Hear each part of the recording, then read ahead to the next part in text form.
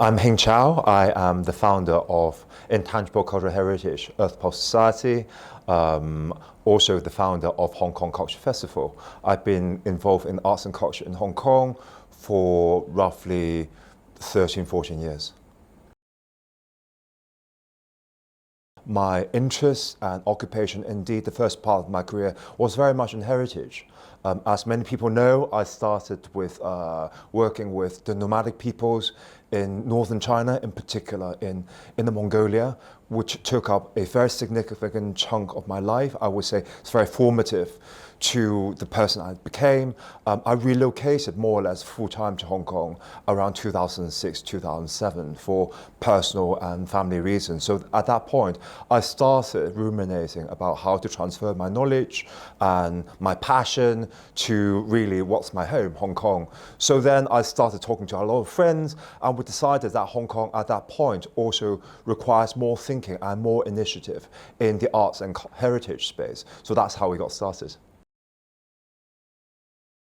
From the very beginning, we put intangible cultural heritage really at the heart of Hong Kong Culture Festival. But in addition to that, we also look around us and we see a lot of like-minded people, like-minded art organizations, artists, individuals, groups who are very keen to promote and preserve and revitalize traditional Chinese arts. And even though Hong Kong already has a number of very well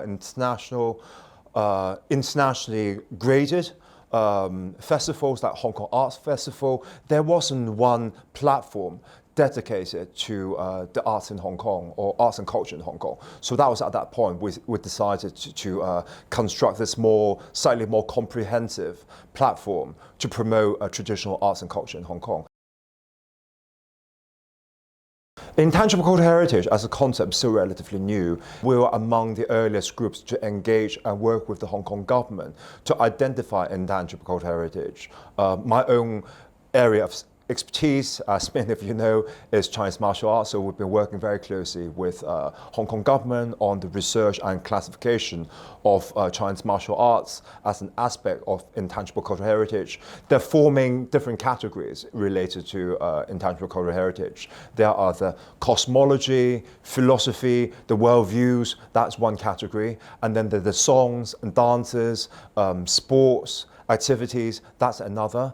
There are a series of rituals, ceremonies, that's another category. And finally, the arts and crafts.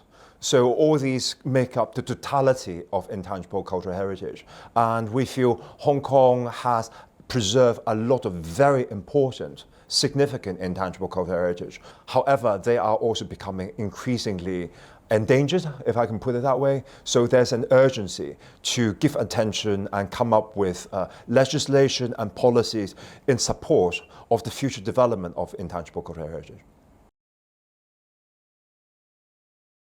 The most important thing is for intangible cultural heritage not to preserve like a museum-like object, but for it to be vibrant, to be living in society. And one way or the other, we see intangible cultural heritage today, unfortunately, in many instances, being increasingly distant, ruptured, separated from economic activities, from social activities. So to find a way to give them a new lease of life, to be aggregated with Hong Kong, I think holds the key to survival. I would like to see, on the one hand, the continuation of tradition, but at the same time, the modernization of traditional practices, because we have to remember, whatever we call heritage today, at one point in time, they were radical, they were innovations, and we have to keep this spirit of innovation alive. And I think that's very much the spirit of Hong Kong as well. So I really hope Hong Kong Culture Festival can continue to provide this ground for incubation and for innovation and preservation and continuation for intangible cultural heritage. So one of the things that I've been working on and indeed using Hong Kong Culture Festival as a platform to showcase is how Hong Kong martial arts, traditional martial arts in Hong Kong, can continue to interact with and inspire other art forms.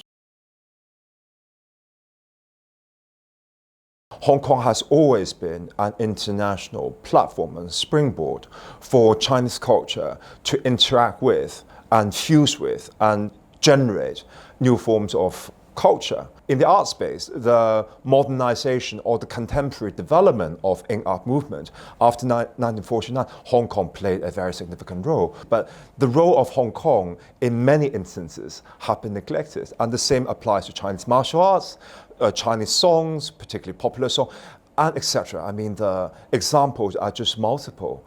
And therefore, I feel Hong Kong really deserves to have its own platform to showcase what it represents. And going forward, I think, Hong Kong will play an even greater role in the way in which we promote Chinese culture by interacting with, in positive dialogue with our international partners.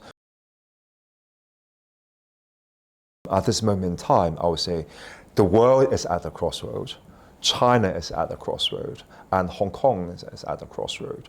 When there's a crossroad, that means a lot of traditional structures will be disrupted, may be broken, and new structures will come into place. So at this moment in time, I think what people like us, what we decide to do, what initiatives we take, will have an impact on the future. And therefore, it is extremely important for us not to step back, but to step forward bravely. We have to be aware of our actions, we have to be responsible, but we must proceed forward without fear. One of the greatest opportunities that we could see unfolding in front of us is the Greater Bay Area. Hong Kong arts and development have suffered in the past because Hong Kong is too expensive. If we can use the Greater Bay Area as an opportunity, then immediately the same investment we make into producing one ballet, one opera show, we can tour within the Greater Bay Area. Your impact magnifies. So I think the Greater Bay Area holds one of the most exciting prospects and opportunities for Hong Kong. But at the same time, we can see that globally, the world has become increasingly politicized, and the politicization of arts has also been happening in Hong Kong. Arts and culture, for me, I am colorblind. I mean, I work with artists and groups from all sorts of backgrounds, both in China and Hong Kong and internationally, with different political associations. And I think so long as one does not take a fundamentalist stance, arts and culture has always been the best medium for people with different ideas to actually talk to one another. And I'm really keen to see that continue like that. However, that's not always been the case, and I think that will remain a significant challenge going forward.